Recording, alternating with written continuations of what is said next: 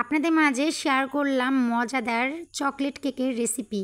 এই কেকটা এত পরিমাণ মজা হয়, একবার বানিয়ে খেয়ে দেখলে বুঝবেন।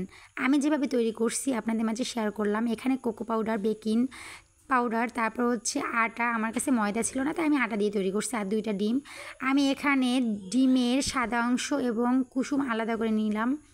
এখানে আপনাদের মাঝে একটা টিপস শেয়ার করি। এই কুসুমটা যদি আপনারা ডিমের সাদা অংশের সাথে একসাথে বিটার করেন, তাহলে হচ্ছে ভালো ফোম হবে না, আর ভালো ফোম না হলে এই কেকটাও ভালো হবে না।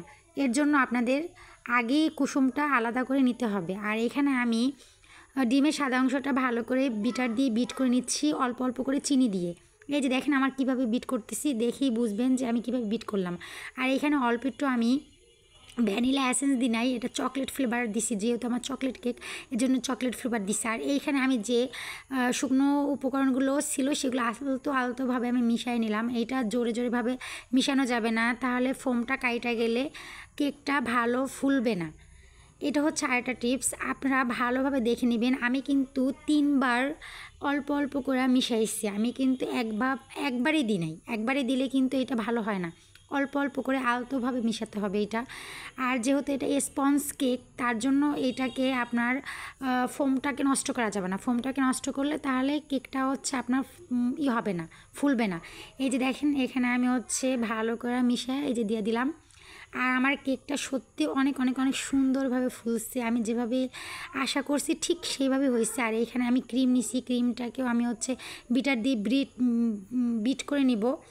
তো এইখানে হচ্ছে আমি চিনিটা আগে গুঁড়া করে নিচ্ছি, আর এই যে আমি বিটার দিয়ে বিট করে নিচ্ছি। দেখেন আমার কি সুন্দর করে ক্রিমটা একদম এত পারফেক্ট হয়েছে, আলহামদুলিল্লাহ। প্রথমবার আমি এরকম করে মানে ক্রিম দিয়ে বানাচ্ছি, এর আগে ক্রিম দিয়ে বানাইনি। আমি কেক বানাইছি কিন্তু ক্রিম দিয়ে বানাইনি, এবার আমি ক্রিম দিয়ে বানাচ্ছি। আমার মেয়ে বলছে আমাকে যে আমাকে জন্মদিনে কেক বানায় দাও, তার জন্য হচ্ছে আমার তো ওরকম কোনো কিছু নাই, যা আছে তাই দিয়ে আমি তৈরি করছি। দেখেন আমার কেকটা এত সুন্দর হয়েছে, মাশাল্লাহ, অনেক সফট হয়েছে এবং ভালোই ফুলছে। আমি যেরকম আশা করছি একদম ঠিক সেরকম হয়েছে, আলহামদুলিল্লাহ। আমার কেকটা আপনাদের দেখাচ্ছে, যে দেখেন। আর এটা আমি যেভাবে পারছি ভাই সেভাবে করেই হচ্ছে ক্রিম দিয়ে আমি মাইখা নিচ্ছি, কারণ আমার সেরকম কোনো যন্ত্রযন্ত্র নাই যে আমি সেরকম সুন্দর করে একদম ফিনিশিং দেব। আমার সেরকম ফিনিশিং হয় নাই, আমি যেভাবে পারছি সেভাবে করছি। আর এখানে আমি একটু গুঁড়ো দুধ এবং চিনি, এইটা হচ্ছে কেকটা কাইটা তারপর হচ্ছে ওইটার মাঝে দিছি, তাহলে সফট থাকবে কেকটা। এই যে দেখেন দিয়ে নিচ্ছি।